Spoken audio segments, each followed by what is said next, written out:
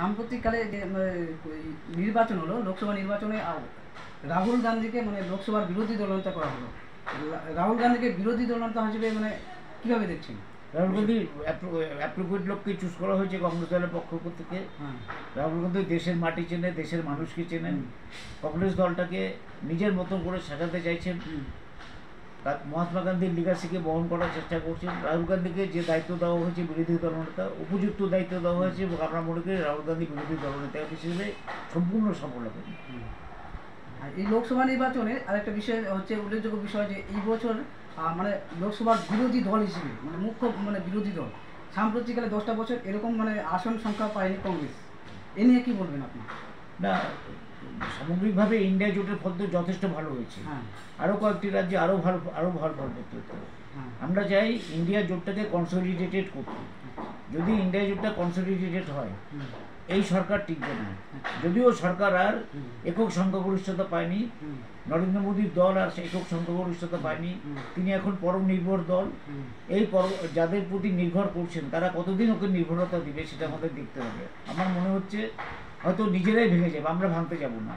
কোনো বিরোধী দল এই সরকারকে ভাঙতে যাবে না, কিন্তু নিজেরাই নিজেদের থেকেই সরকারটা পড়ে যাবে বলে আমার মনে হয়।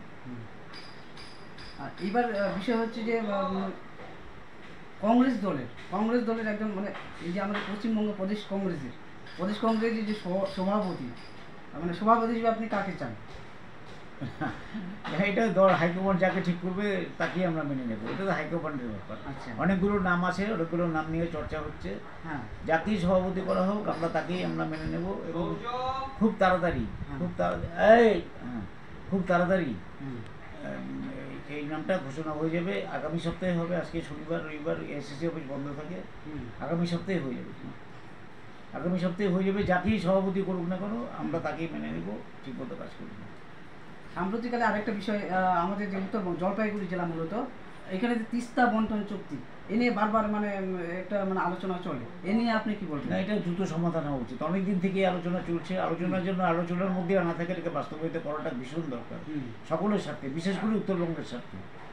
আর আরেকটা বিষয় হচ্ছে যে আমাদের জঙ্গলমহল লাগোয়া এই যে গাজলডোবা এরিয়া, এই এরিয়াটার মধ্যে জমি কেলেঙ্কারি হচ্ছে। এ নিয়ে আপনি কি বলবেন? এটা শাসক দলের প্রশ্রয় আছে, শাসক দলের উস্কানি আছে। শাসক দলের মদত ছাড়া সরকারি জমি দখল হতে পারে না, বালুর চর দখল হতে পারে না। এবং যারা জড়িত প্রত্যেকের ক্ষেত্রেই দেখা যাচ্ছে যে শাসক দলের নেতা নেত্রীরা জড়িত। তা আমরা চাই মুখ্যমন্ত্রী এই ব্যাপারটা দারুণভাবে হস্তক্ষেপ করুক। মাত্র একজন দুজনকে অ্যারেস্ট করলেই হবে না। পুরো ব্যাপারটাকেই নিয়ন্ত্রণে আনতে হবে। পুলিশকে, গোয়েন্দা দপ্তরকে, কৃষি দপ্তরকে এবং বিএলআরও দপ্তরকে দারুণভাবে সক্রিয় হতে হবে। আরেকটা বিষয় হচ্ছে আমাদের জলপাইগুড়ি মূলত পৌরসভাটা বা পৌরসভা বিধানসভা আর এককালীন